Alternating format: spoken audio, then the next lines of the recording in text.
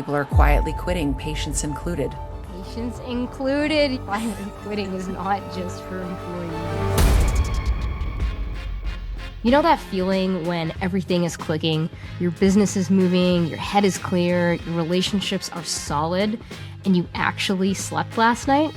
That's being in the pocket. I'm Alicia Esmail, and this is In the Pocket, where we talk about what it actually takes to build something meaningful without losing yourself in the process. Today, our first guest on In the Pocket, I have the pleasure of introducing Karen Elliott. She's a physiotherapist turned business coach with, a lot of experience, 28 years. We're going to clarify that right away with her as a clinician, and over 20 years of running her own multi-disciplinary clinic before exiting. And now she coaches clinics across North America on operations, team alignment, and leadership. She has also built a team of amazing people around her that are crushing it in their own clinics. And one of her core messages is, your business runs, but it shouldn't run on you.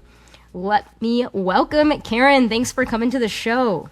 Thanks, Alicia. I love In the Pocket. I have so many memories of business when you feel that, we're in the pocket right now, and you feel when you're not. So I love that. I'm so glad to have you here. It's a privilege to have you as one of our first guests, especially since we've known each other for a number of years, and now we've also worked alongside each other, which is super cool. So I'm going to jump right in with this first question. So you were a clinic owner, and now most clinic owners don't step back into the ring per se, right? Most people, when they exit their career, they go do something else, but you walked back in as a coach. What was it about clinic owners specifically that made you say, I want to go help these people? Yeah, that's a great question, Alicia. And I think, I'm 30 years being a physio and over 20 years as a clinic owner. And when I was a clinic owner, there was no coaches. There was no real help. I went down to the States for a bit of it, but there wasn't a lot. So I was literally, building the plane. I was flying it, and it was rough. I was the owner, the CEO of the business, and I was also the CEO of the home. So I was running two businesses with kids, and it was, it was a struggle. And so I think when I finally did get some coaching and I saw what a difference it made of getting me out of the weeds, I remember the moment where I thought, gosh, if I ever have the opportunity to help this version of me and other clinic owners, I want to take it to make this journey a little less rocky, share my experience of all the mistakes that I made and really help clinic owners get to the life that they really want to live, that they think they're going to have when they decide to open a clinic, and they don't have the structure, the systems, the people to get there. And so that was really my driver. And I exited, at the end of March of 2023, really being very clear that I wanted to make a bigger impact and a difference in the lives, the personal lives and the business lives of clinic owners. And that's why I stepped back into the arena and the ring. Okay, I like it. Yeah. I think it's awesome. Like I said, not a lot of people jump back in, and you have with 2 feet. And I know you talk about clinic owners being the bottleneck in their own business, similar to other industries. What does that actually look like from the inside? Like when you were in it, what does that bottleneck feel like? It feels like chaos. It feels like a lot of pressure. And I think the issue is, we went to school to be a clinician. So we know how to be a physio, a chiro, a clinician, but we do not know how to run a business. We don't get any training on that, or very little. And so we tend to kind of stay with what we know because we're comfortable there. And then we also do this full-time job of running a clinic outside of that. And nothing seems to move forward except we get more burnt out. And a guy got very, very sick by trying to do both things. But we end up, until we decide, can't do this anymore. And sometimes health forces it there. It did for me. I ended up with double pneumonia. And that was the moment where I was like, I can't keep doing it this way. And so then you start to look at, well, what can I do? So my first move, I got to hire an admin person to take over this because I can't do all these roles and wear all these hats. Otherwise, I'm going to be in the hospital. So I think our recognition of even being the bottleneck sometimes is lacking. I think it's better now that there are coaches out there, but we have a hard time letting go of the thing that we know best. And we also don't know what we don't know. Like, what do we actually need? And then what does that look like for somebody to come into that role to free up that time? So it's a lot of moving parts. But once we hit the first kind of ceiling and see our first bottleneck, which is usually administrative functions, and we start to get a little bit of breathing room and a little bit out of the weeds, then we can start to, okay, who else do I need to hire next to get me unstuck from that part of the business? Okay, interesting. Yeah. And for you, I know you mentioned you got really sick, you got double pneumonia. That doesn't sound very fun. Was that the moment you realized you were the problem, or was there a different moment that kind of made you go, I need to find a different way to do this? No, it was that moment, 100%. You know that you got to change something when your 64-year-old mother has to walk you down the hallway to the bathroom, and you missed your twins' 7th birthday, which is the whole reason why you started your business. So yeah, I remember laying on the couch saying, I can't do it this way. Like, what is, and just thinking, like, what is the thing that I need to do? And the evenings that I spent were mostly administrative things where I was doing admin work. And so I thought, I got to get rid of this, because that at least I can have a boundary where I'm not doing work in the evening. So it just was like, I got to hire an admin person. So that's what I did. As soon as I was healthy enough, I hired the admin person and started to, clunky, however, delegate some of these things. Not well, because I didn't know how a proper delegation was, and I dumped it, but at least it was a start. And I hired that role, and then I started to see, okay, this is starting to feel better, and I can focus now, on treating. So that worked for a while, but then I got to the next level where I was like, I can't be treating patients all day and mentoring new clinicians and trying to hire and do marketing. So then I had to back off clinic hours so that I could mentor, use my skills as a physio. The MIN was now working well, and then you hit your next ceiling, and then eventually, I ended up backing off treatment altogether because I was more valuable out of the treatment room, and I could see that because I could hire more clinicians than in the treatment room. I mean, good for you for realizing that. I think whether you're a clinic owner or you work in another industry, that is a tough conclusion to come to. We always want to do everything, especially if we're the visionary and we're the leader. And so that's impressive that you were able to figure that out in the earlier days. Now, I know that you use the 6 types of working genius with your clients. When you applied it to yourself, what did you find out? And was any of it uncomfortable when you first realized it? It was such a big moment when I read that book, and I remember reading it on the beach in Maui. And Not a bad place to be reading. Yeah. So, and I just powered through, and it was just this aha moment because I used to beat myself up so bad because I wasn't good at tech. I wasn't good at, some of these business functions. But what I was really good at was wonder, like just looking at things in a different way. And then this discernment of really, okay, is this a good idea now, or should we pivot here? So those 2 qualities I was really good at, which is made me a good physio. But the thing I liked about physio was the assessment. I hated treating because I got to be in my genius of wonder and discernment and really piecing things together with a patient.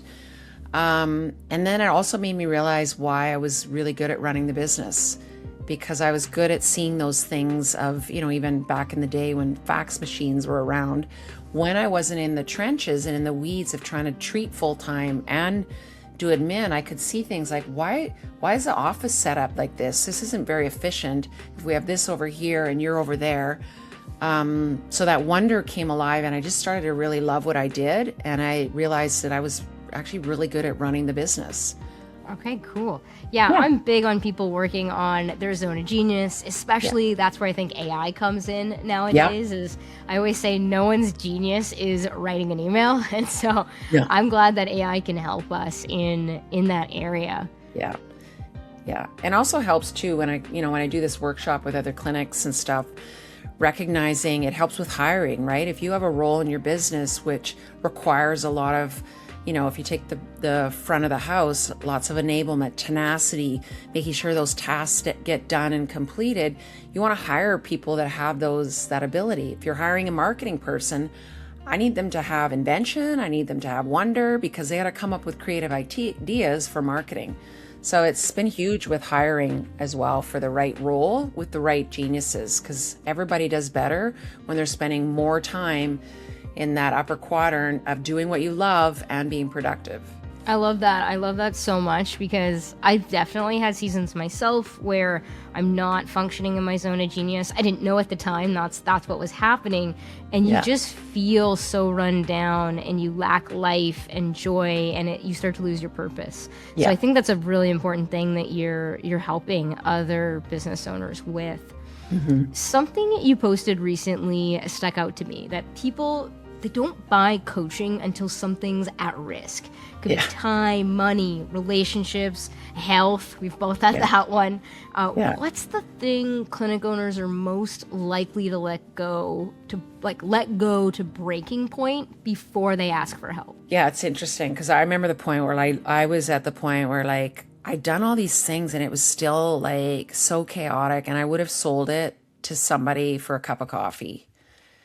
And so it's true, people get to that point, but I think now there's a better recognition. I think people get to that point quicker where they value their time, and they realize I started this business so I could have more time with my family and not be, controlled by somebody else's schedule. And yet they get into it and they realize they're not having that. And I think they see it a lot quicker. There's much more available out there for coaching. But I still laugh because it comes out, oh, that's really expensive. Okay. So what's at stake though if you don't? What's the cost going to be if you don't get help, seeing the things that you can't see when you're in the weeds? And I think that's the difference, is you're in it. You can't see it. I'm not in your weeds. So things look very different from a coaching seat than it does being in it. And I've lived both. So I know that. So I think the money always comes up. And the question is, okay, well, you pay the money now or you pay the money later? Which one do you want to do? Because it's going to cost you. And it's going to cost you. I was just going to say, it's going to cost you at some point. And one thing I know that you say that's always stuck in my head recently is the body keeps score. And so I'm sure a coaching bill is probably a lot cheaper than the health bill sometimes. It is. And at the end of the day, you do not have anything unless you have your health. It's very true. So let's switch gears a bit. When you saw the revenue leaks in your own practice, when you started bringing in new systems and really transitioned into, running the business instead of being, functioning as a physio, what was blind to you in your own business that you were able to spot that you weren't previously able to see? Yeah, I remember this moment. I mean, first of all, you can't change what you don't measure. So you have to be having some sort of scorecard and measuring things in your business, which was a game changer for me when I started actually looking at the numbers and what they were telling me. And then once you see it, you can't unsee it. So I remember looking weekly at the number of new assessments coming in. And I knew that for a full-time physio, they needed about really 5 to 7 new assessments a week in order to keep a full caseload. And then I'm looking at the metrics and I'm like, why? We have a lot of assessments coming through the door and the schedules are still not full. And I remember swearing probably, what the F is happening to all these patients, and I'm spending all this money on marketing. We're getting them in, but where are they? Why is your schedule not full? So then I went down this rabbit hole and got obsessed with figuring out where these patients were going. And that's when I implemented the Net Promoter Score. And I started tracking this, and I did this manually, if you can imagine, the time of tracking for a year to really look at what is the pattern of the behavior of the patients when a new assessment comes in. And then what are we seeing for those that stay and when they all of a sudden vanish into thin air and wonder where they're going. And it was around that tool, which anything less than an 8, you're at risk. And this tool is a proven research tool that I believe was started in the car industry. And the simple question is, how likely are you to refer somebody, friends, family, or coworkers to this business? And if it was less than an 8, they were a risk. And what I found was the tipping point was that third, and I think now in the industry, it's even quicker. If people aren't getting what they need and they're not satisfied, I think that tipping point is the second, if third visit at most, and then they're going down the street. Okay. And so I tracked this for a year, and it was true. People would drop off at that third appointment, and it correlated to that net promoter score. So something was missed in that initial conversation with that patient that they didn't understand, they didn't know what they were to do, or they weren't getting a specific result in that first couple treatments, and they would leave or drop off.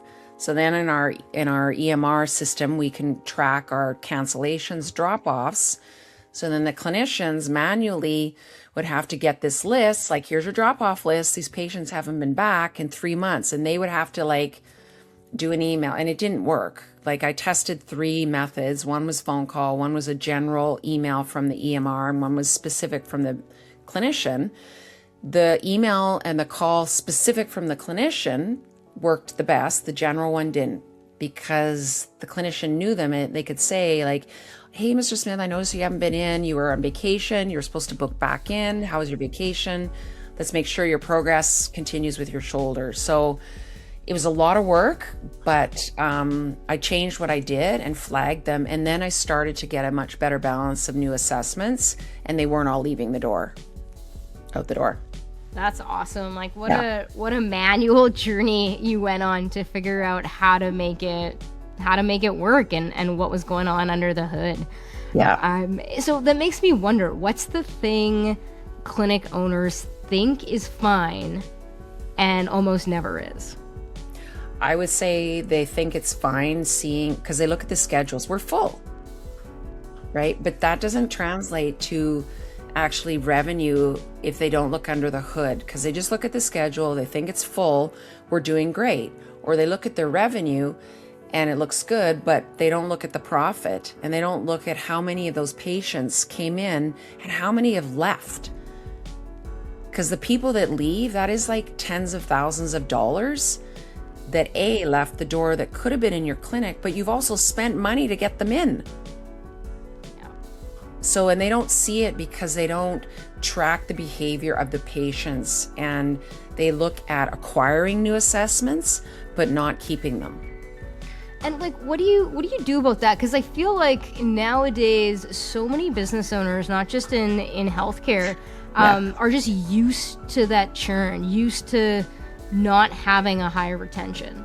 I don't know. I think it's just so focused on the new acquire, the new patient, the marketing, get in more new assessments, new clients, whatever your business is. It's so focused on the new ones.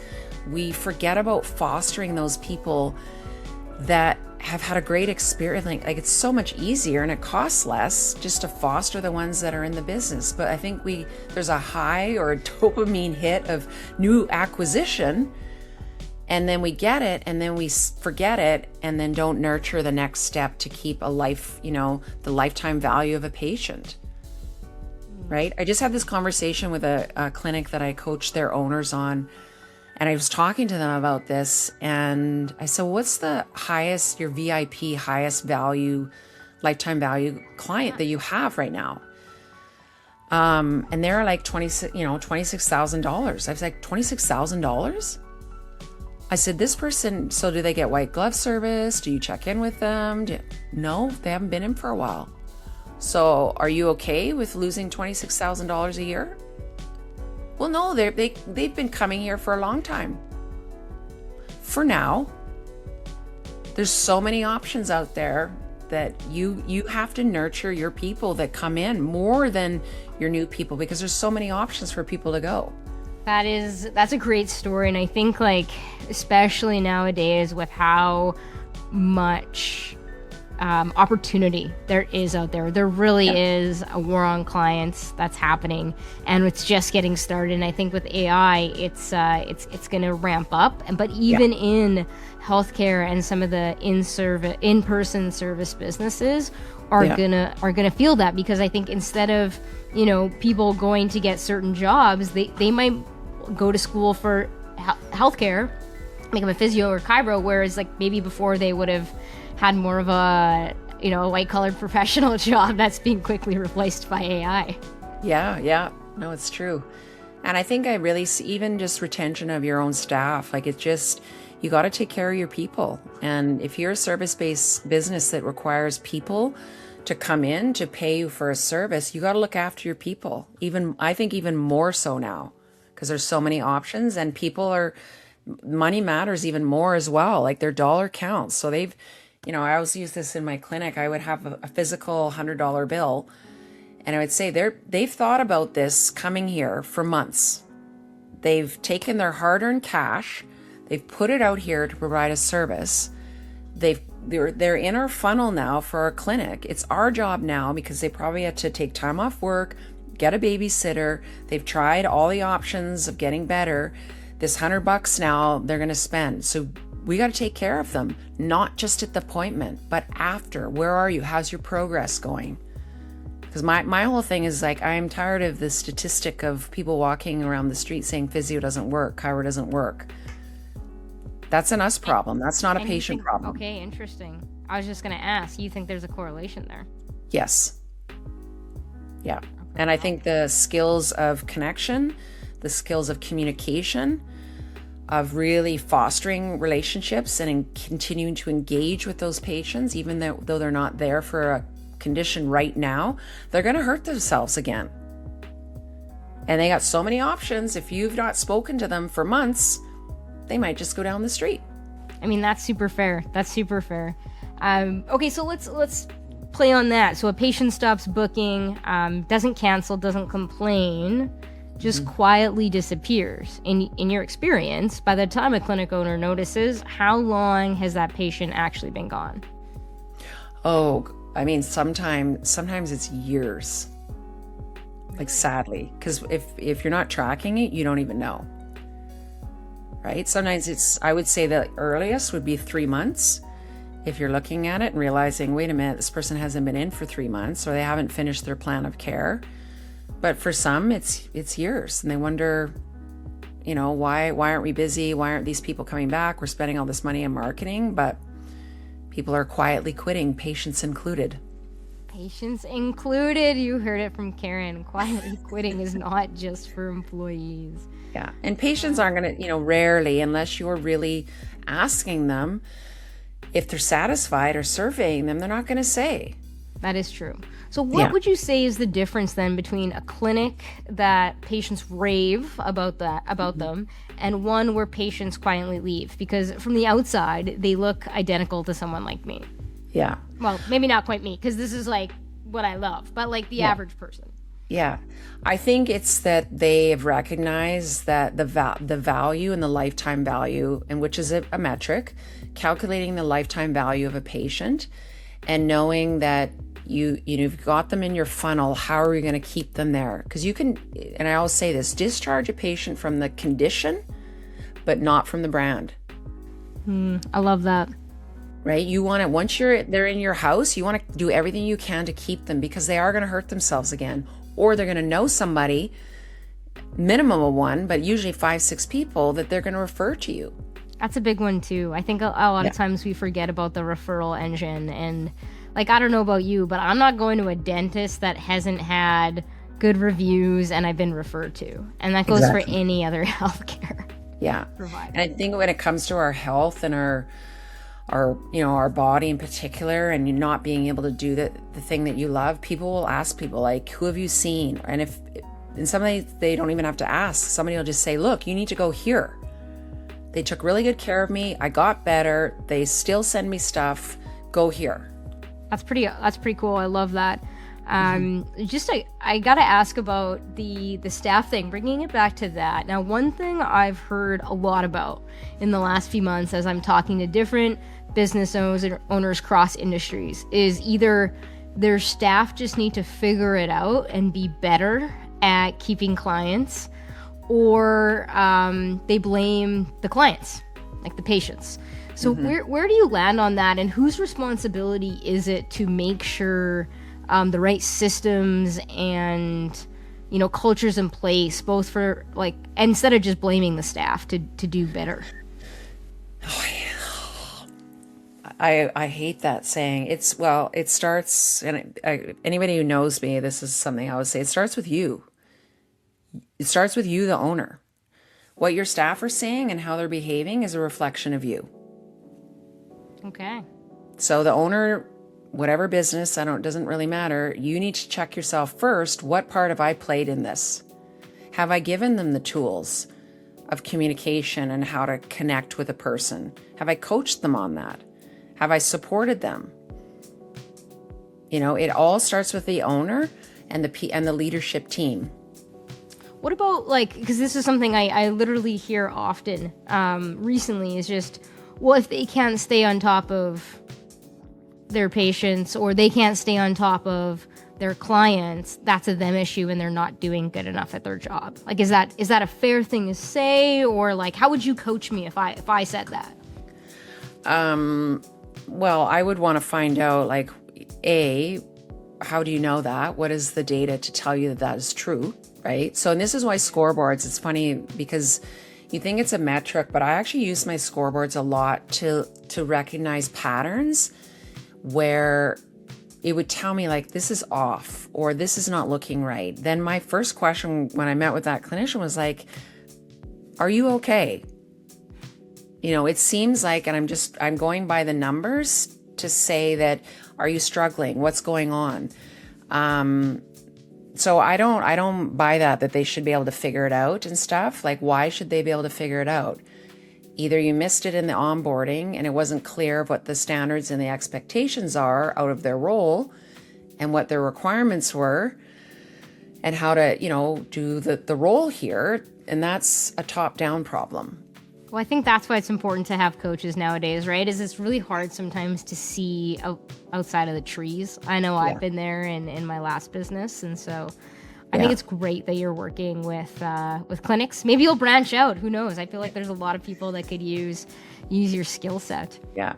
Well, it's I did a workshop thing with a real estate company a while ago. It's the same problems. Every business has systems. Every business has people, right?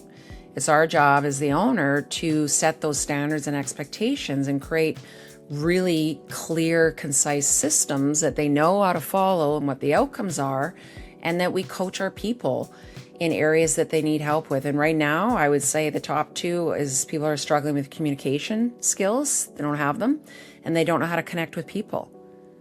And expecting them to just know or figure it out isn't good enough if you want to have actually people working in your business. I mean, that's super fair. I love that. Those two things alone are so powerful. Mm-hmm.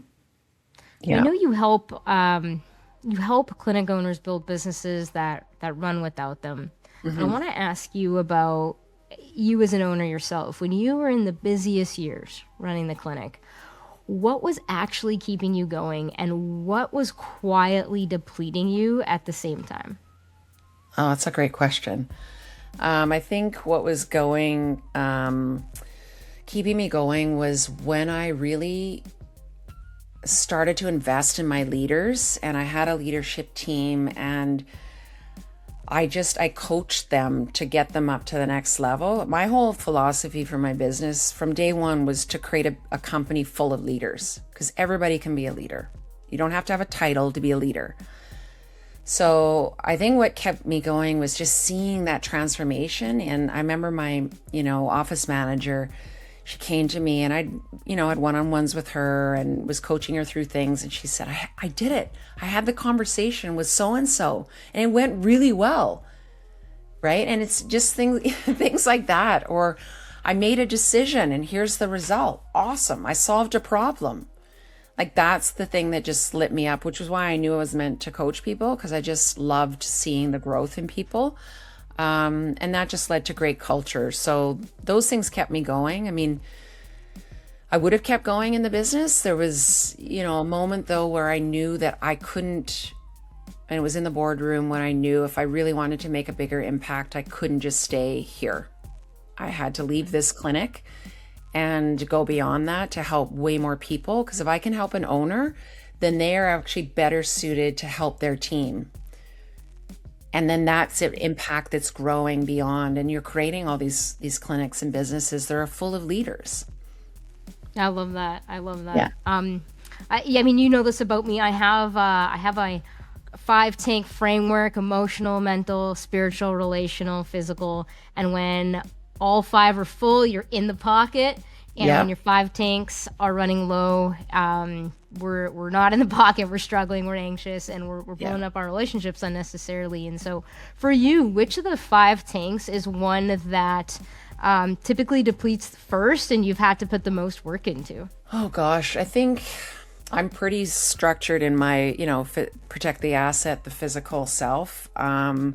But probably is more that mental, emotional, where I've got something outside of me that's taking up that space, and it's just drawing, whether it's family or health or other things. Then I know that I'm getting depleted because that's happening. My energy's going low. So I really am intentional of getting back out into nature. Nature's one of the things that really fills that tank back up and energizes me. So that's probably the biggest one.